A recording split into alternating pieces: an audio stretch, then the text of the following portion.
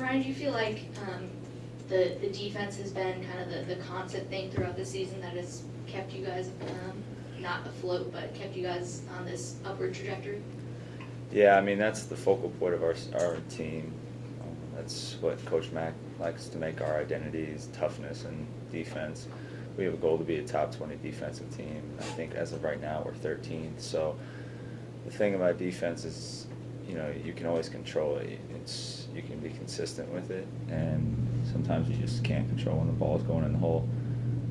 But if you stick to your defensive principles, intensity, effort, energy, all that kind of stuff, all you have to do is be able to put the ball in the hole a little bit more than the other team. You can still win games. When you guys played zone at Boston College for a little bit, what was it like just having to actually use that for an extended period of time in a game? I know you guys had practiced it, but for you particularly? Yeah, it was a little bit of a challenge just because we haven't practiced it much all year. But Coach Pitino used a zone, not the same zone, but we played a lot more zone when he was here, so I have a little bit more experience than maybe some of the other guys on the team in that. And then I think Coach was just kind of relying on my basketball IQ to be able to understand the defense despite us not practicing it very much. So I think that's why he wanted me out there. How would you rate yourself as a defensive player, particularly considering where you were a couple of years ago? I think I'm an above average defender. I mean, there's times where I can struggle against maybe quicker, more athletic guards, but there's so much more to defense than just on-ball defense, and a lot of people don't realize that. Another thing is just, I see, my lack of size. Sometimes guys shoot over me, but we're in one of the best conferences in the country, and I'm shorter than guys, and I shoot over guys that are taller than me. So you can nitpick any part of someone's game defensively, and I take pride in being, one of the higher defensive ratings when we chart things every game. I'm more concerned with my defensive rating after a game than I am with how many points I scored or how well I played in the offensive end, just because I know that's, in this system, how you stay on the court is just your defense. So I think I've definitely improved, especially since I was a freshman here. I think Coach Mack's system works a lot better for me than maybe Coach Pitino's, because you don't have to pressure the ball 94 feet and get out in passing lanes and try to get steals and stuff like that. You just have to be solid and keep your man in front of you and make them take shots over the top of you. Do you think this team's offense is getting better? And if so, how? I don't know about better. I think we might be sharing the ball a little bit better than we were at a midpoint in our season. But in the beginning of the season, I feel like we were like one of the top 5 offensive teams in the country, and we started facing some better competition and went through a little spurt where we were struggling to put the ball in the hole a little bit and had to rely on our defense a little bit more, like we were talking about earlier. But we're kind of getting in our groove, getting back in rhythm. I think you're seeing how many weapons we have as a team, and that's going to be in our favor, especially towards the end of the year. Go ahead. Let's follow that up. One thing that hasn't been good in the last couple of games is the turnovers. Yeah. What do you attribute that to, and how do you fix it? You can attribute it to a lot of different things. The teams we're playing, the competition, the style that they play. But you can also attribute it to us just being careless with the ball. And it's not like we're trying to turn the ball over, but sometimes it just happens. And I think once we see a few possessions where we turn the ball over once or twice, I think we all have to hold ourselves accountable and really make sure that in the future possessions we are extra careful with the ball and maybe not make as many chances or take as many chances with the basketball and just get a decent shot up, because kind of like a lot of things in basketball, it can kind of snowball effect and it can get contagious. One guy's turning the ball over, then the other guy, and that's how you end up with 18 or something turnovers like we had in the last game. So we've been working on ball handling drills and taking care of the ball and everything in practice. So it's not like we're trying to turn the ball over, but I think that's been a strong suit of our team throughout the year, so we're going to get back to that. You mentioned you guys are 13th in a defensive measurement. Do you look at points per possession or defensive field goal percentage or points allowed, or what are the numbers that are important to you guys as a team? I think Coach Mack just looks at the Ken Palm rating, defensive efficiency. That kind of encompasses all those things that you were just talking about, and really just ranks the teams in the country based on almost every defensive stat you can imagine. So we go by that, and it's pretty reliable, I think. Is the goal to stay in the top 20? Yeah, that was our goal in the beginning of the year. It was one of our many goals, is to stay in the top 20 defensively. Which three-pointer did you get more excited about, your dribble backwards three or Josh Nickelberry's three? Man, I got more excited over Josh's three because I don't know if people realize how hard it is to sit an entire game and then go in there, get one shot, and to knock it down. Like, that's difficult, first of all.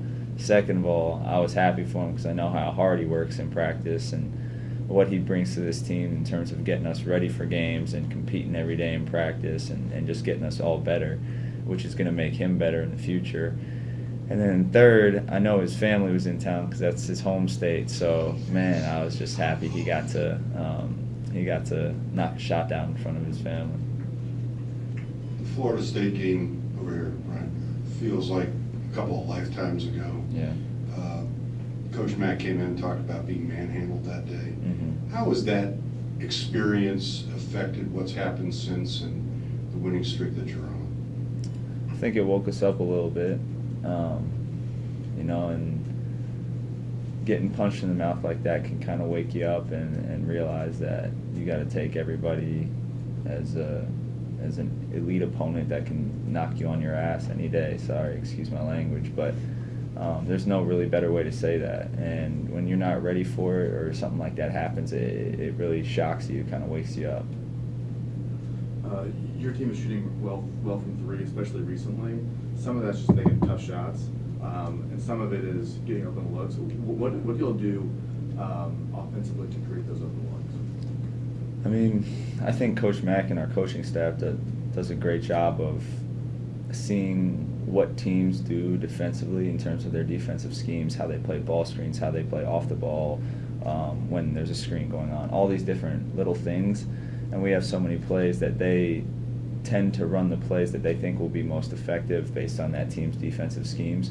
So I think they put us in the best position to make those plays, and it's up to us to make the plays and make the shots. So our coaching staff watches a lot of film. They'll watch 9-10 games on a team before we even talk about them. So they put us in positions to succeed, and then, like I said, it's up to us to actually succeed. Ryan, this is the time of year when people really start, doing all the bracketology craziness, and you guys are repeatedly mentioned as fighting for a 1 seed. Mm-hmm. How do you guys handle that mentally? And obviously it's something you guys would want, but what's the approach, and how close behind do you keep on all that stuff? Yeah, you try not to look too far in the future. It's inevitable that you're going to see some stuff. We all have social media. We all have family or people in our lives that have social media that reach out to us and say, look at this. But we really try to take it one game at a time. Like right now, we're strictly only focused on Wake Forest. So you take it one game at a time. Eventually, you're going to be there, waiting on to hear your name called and what seed you're going to be. We had a goal to be a top 3 seed, whether it's 1, 2, or 3 this year. So we're definitely continuing to fight for that. Brian, do you guys, with the way that you guys can shoot the three, do you have a set number that you would like to make during a given game? And how big is that a component to your offense? Yeah, believe it or not, we don't. Whether it's amount we want to make or amount we want to take, we don't have a set number. We really just try to take what the defense gives us. We do want to get the ball in the paint most of the time before we shoot a three. We don't want to just be passing the ball around the perimeter. Our offense is, a big goal of our offense is predicated on getting the ball in the paint. So the coaches aren't necessarily ecstatic about us shooting threes when the ball hasn't really been penetrated into the lane that much. So, but like I said, they're comfortable with us being out there and reading the defense and whatever the defense is telling us. So some games that might tell us to shoot 33s, sometimes it might tell us to shoot 10 to 15. So it really just depends on how the defense is playing us. Ron, was that one of those games when the first one went in, the basket seemed a little bit bigger? And Coach Murray mentioned maybe it was a little different. It was a different ball, I guess. Yeah. The Adidas ball. But was there anything to that? Yeah, I think, honestly, not a lot of people probably noticed it, but I shot a shot after the whistle, and it went in and out, and it felt really good. And I was kind of thinking to myself, like, all right, I got my unlucky in and out of the way, and my shot felt good, so I knew the next one. It gave me some confidence that when the next one came around, I was going to be able to knock it in. And then once that first one goes in, it's just a matter of getting open at that time. Having games like this, or the games that you had against North Carolina State, how does that help your confidence? Sorry, thank you. How does that help your confidence moving forward, having made 7 threes in that game? I mean, it's definitely a confidence booster, but you got to approach every game like it's its own. Wake Forest isn't going to play the same defense that North Carolina State played, and they're not going to have the same guys on me that North Carolina State did. So every game is different. Every matchup is different. So it definitely gives me confidence. Nothing more gives you more confidence than seeing the ball in the hole, seeing the ball go in the hole. But every matchup's different. One more here. After that game, you made your first 6 threes, I think 7 out of 10 it was. Do you go back and watch the video and look and see what was I doing right that day in terms of feet placement or squaring your shoulders or? Yeah, I watch every game back, and whether I play good or bad, and it's usually just to see how I was on defense in terms of my positioning and my assignments, whether or not I missed them. I try to pretty much predict what I'm going to get from a defensive rating when they chart all the stuff. But in a game like that, you can't help to watch the shots that you make and, what was I doing different this game. And I think I was getting hit on time and on target a lot by our guards. Like, they were hitting me in the money spot, like, very early. I wasn't having having to wait an extra half a second or anything like that. They were doing an incredible job of getting me the ball and just finding me in rhythm. And I think maybe my feet were more set, or I was ready for the ball more. I don't know, but I could tell just from shooting around, like, I felt good that day in terms of just my form and how much I saw the ball going in. Thanks, Ryan. All right. Thank you. Thank you.